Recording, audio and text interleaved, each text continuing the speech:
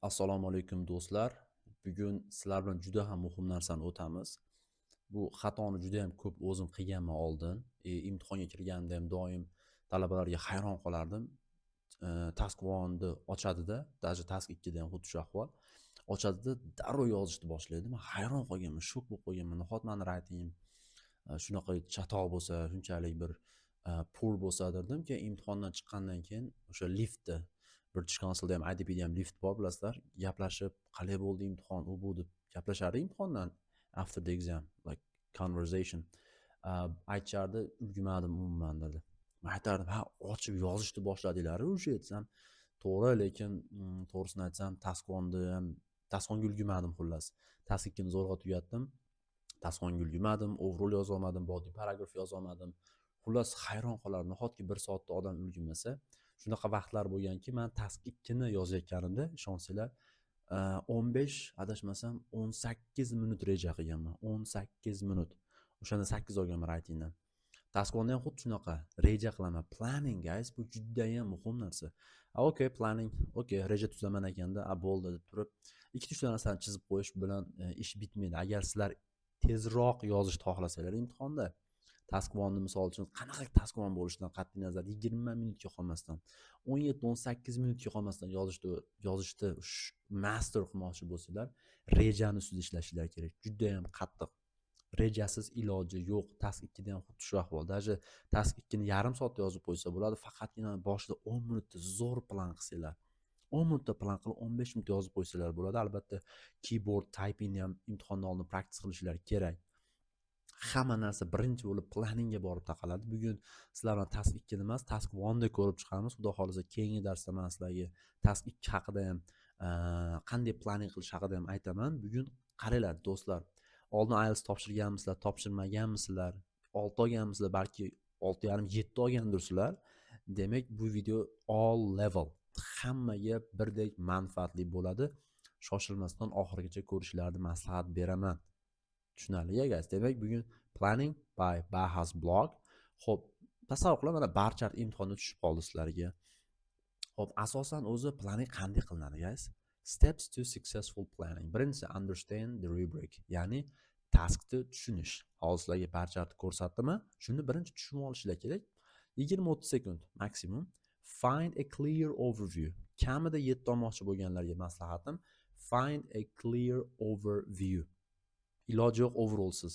Find key features. Mana bu endi ikkinchi eng muhim narsa. Nimaga task 1 da ko'pchilik ulgurmaydi desanglar, key featurelar yozishni o'rniga hamma featurelarni yozib chiqishadi, detallarni yozib chiqishadi. Bu juda ham katta xato. Ham vaqt oladi, ham juda katta jarimaga tortilasizlar. Chunki task achievement degan narsa bor task 1 da. O'sha task achievement kategoriyani pastiga qarasanglar, key featurelar yozish kerak, detallarni yozish mumkin emas. Hamma narsani detalni yozish it is forbidden. Juda ham yomon narsa.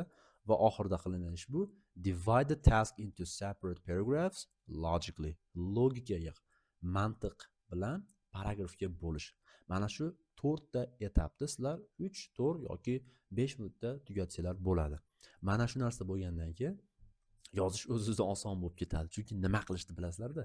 Tushunarligi, demak, shuni ko'ringlar, o'zinglar videoda xohlagan paytlar pauza qilib, to'xtatib, yana o'qib, qaytadan o'ylab, fikrlab, xohlasalar oddiy Baha Telegramda yozishlar ham mumkin menga. Xo'p, demak, birinchi o'rinda tushunib olaylik taskni. Xo'p. Overweight Australian men and women. Tushunarligi, demak, o'sha og'ir vaznda, xullas, og'ir vazn, o'sha semirib ketayotgan avstraliyalik ayollar va erkaklar haqida ekan topigimiz. Tushunarligi. Va keyingi qiladigan ishimiz juda ham muhim narsa. Ko'pchilik mana shu percentage'ga qaramaydi imtihonda.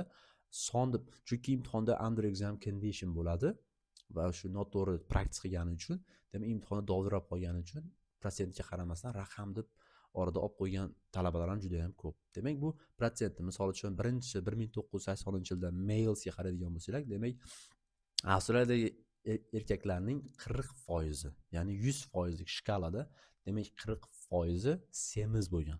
O'ta og'ir vaznli bo'lishgan. Tushunarligi? Demak, okay, bu percentage. Bu pastdagilar mana yillarni esdan chiqarmanglar. 80, 90, 2000 and 2010.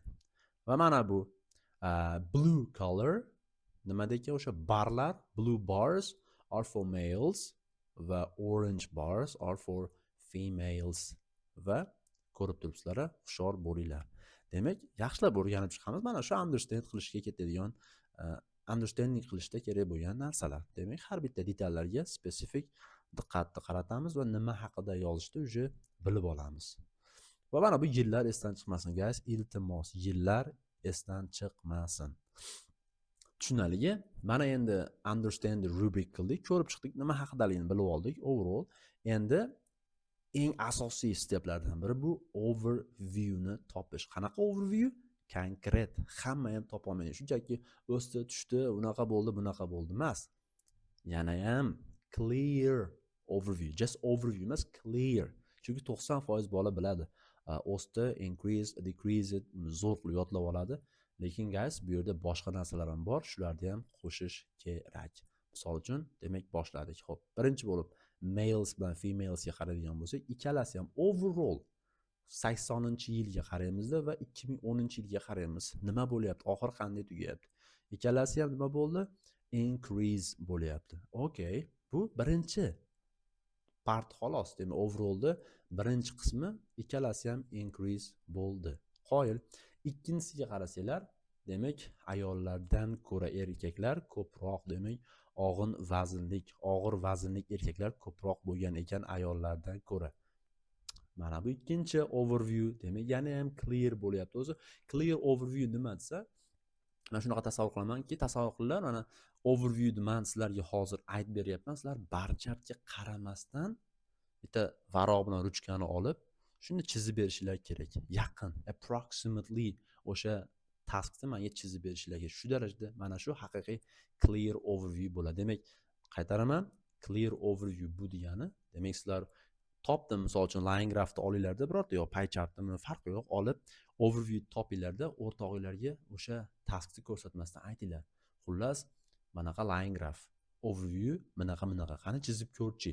Sizlarni based on your overview agar o'rtog'inglar chiroyli qilib o'sha taskga yaqinroq qilib chizadigan bo'lsa, that's perfect, man. That's a game changer. Tushunarligi? Demak, ikkinchi overview, demak, ikkinchi qismi erkaklar ayollardan ko'ra ko'proq. Va yana bitta narsa, va oxirgi yilda maleslarda og'ir vazndagi erkaklar foizi tushish bo'lgan. Buni yozish kerak. Detailni deyishinglar mumkin. Yo'q, bu it's not a detail. Agar percentage da mention qiladigan bo'lsam, unda detailed bo'lib qoladi. Bu yerda shunchaki tushdi deyapman. Tushunarligi? Mr. Baha bo'ldi menimcha deb o'ylayotgan bo'lsanglar xato qilasa va yana bir dona narsa qolib ketyapti. Mana bu oradagi gaplar o'zgaryapti. Ko'ryapsizlarmi? Fluctuation bo'lyapti. Mana. Demak, mana shu narsalarga e'tibor berish kerak, guys. Xo'p, overall oddiy qilib aytganimda rejada both increased, males more than females, males final year fall, gap fluctuated. Mana bu haqiqiy clear overview deyiladi. O'sti tushdi bilan uje ish bitmaydi, guys. To'liq yozishimiz kerak. Xo'p, mana endi key feature'larni ham topishni ko'ramiz. Qo'shimcha overallga nisbatan qo'shimcha qilib key feature'lar, ya'ni nimalarni yozaman o'zi? Paragrafda, detallarda nima yozaman? Birinchisi, demak, mana eng ko'zimga ko'ringan narsa, mana bu yerda maleslarni pik 2000-yilda pikka chiqqani, okay, og'ir vazndagi erkaklar pikka chiqqan. Buni overallga qo'shib ketsa ham bo'laveradi, guys.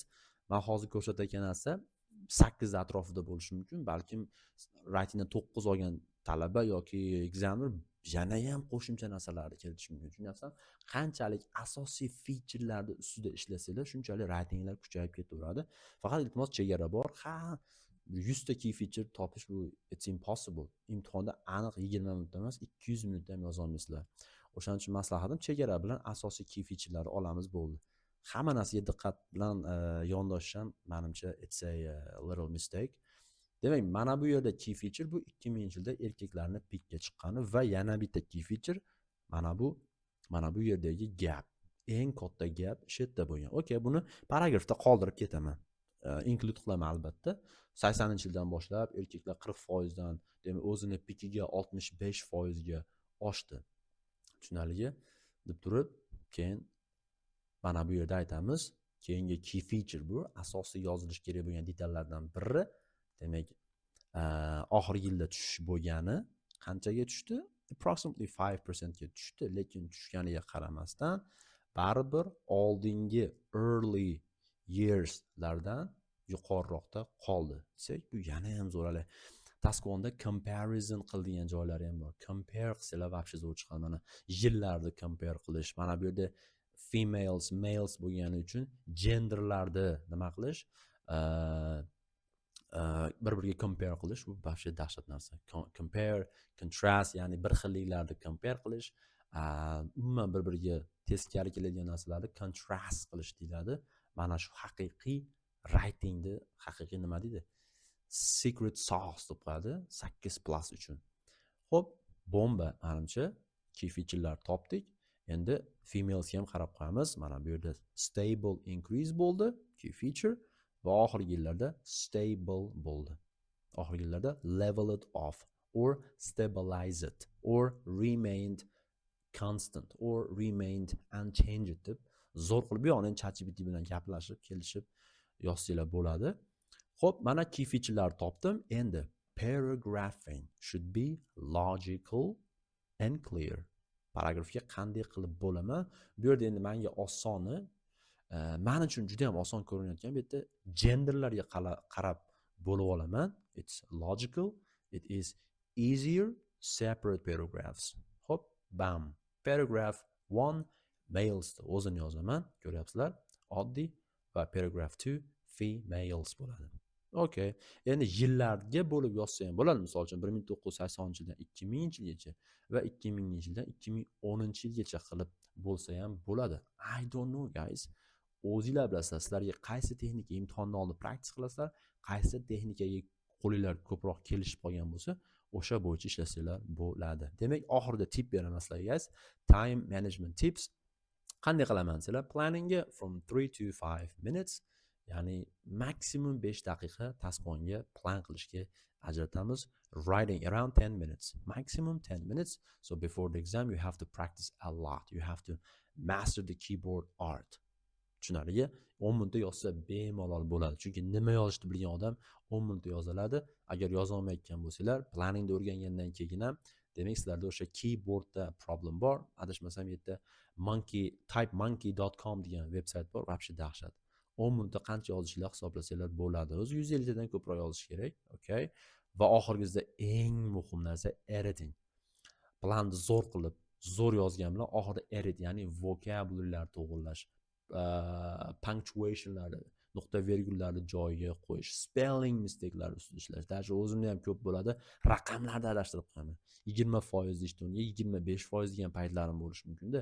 Noto'g'ri detal qildingmi, shuncha demak qilgan mehnatimiz guys havoga just disappear, vanish bo'ladi. Disclaimer, timing may change depending on the person or on your luck. Demak, imtihonda bir xil payt o'zingizlar oldin yozgan tasklar tushib qolishi mumkin. Unda planning 3 minut bo'lishi mumkin. Yozish maksimum 10 minut bo'lishi mumkin. Ma'za qilib oxirida 7 minut edit qilib o'tirishlar ham mumkin. Va maslahatim task 1ni task 2dan keyin yozsalar yaxshi bo'ladi. Chunki qancha kam vaqtda task 1 yozilsa, shuncha key featurelar yoziladi. Tushunarli? Men o'zim task 2ga ko'proq vaqt ajratib qo'yib, 15 minut qolganda task 1ni yozganimda 8 chiqqan writing. Tushunarli? Understandable guys. Demak, eslab qolamiz. Steps to successful planning: understand the rubric or understand the task, find a clear overview, find key features, divide the task into separate paragraphs logically. Tushunarli guys? Demak, maslahatni videoda qaytadan ko'ringlar. It's up to you. Xolislar pauza qilib ko'ringlar. Savolinglar bo'lsa oddiy, baxa yumshoq Telegramda yozsanglar bo'ladi. Agar shuni 9 essayga qiziqib ketayotgan bo'lsanglar, Telegramdan menga yozinglar. Oddiy baxa deb men sizlarga shuni essayni tashlab beraman. Xudo xolisa keyingi darslarda juda ham ko'p kontentlar qilish niyatim bor inshaalloh. And I'm gonna menimcha keyingi videoim bu task 2 planning bo'lsa kerak yoki kommentda o'sha yozib qo'ysalar ham bo'ladi.